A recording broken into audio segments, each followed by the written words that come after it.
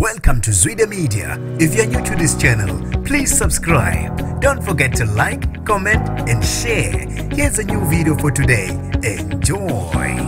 Usale ushaqekile umndeni owesifazane waseJalifohle eMbumbulo obulawe ngokudutshulwa ngesikhulu Isihluku ngomsombuluko ufunwa imali obekuthiwa ngeyesitokofela. Nginibingelele ngiphinde nginamukele kuphinda kuphi elanibona khona le video. Manje uqala usijoyine leli khasi wamwelekela igama lami ngusibonga konke wakandwanda Mothanda ungangibiza intatheli eka YouTube. Usale ushaqekile umndeni owesifazane uNtomfikeleni Gwalo beneminyaka engu62 eJalifohle eMbumbulo. Udutshulwe wabulawa ngesikhulu Isihluku izinswela boya ezingaziwa funa imali yesitokofela. Ngokusho komthombo ozibonele kuthiwa owesifazane ubelele nengane endlini yakhe la kufike khona abantu abangaziwe ebusuku bamemeza benoka bazenza umuntu wakuleli khaya. Ingane ebilele nogogo ibe isimvulela inganakile ukuthi lo muntu abazibiza ngaye wasegcekeni akusuke. Kube sekungena izinswela boye ezimbili zehlome ngezibhamu maqede zafuna imali yesitokofela kanye namaselula kugogo. Sithe maziyithola zabe seyidubula ugogo ziphindelela zibe seyishaya zachitha nayo imali. Okhulumela umndeni uthi namanje basashaqekile ngalokho kuthe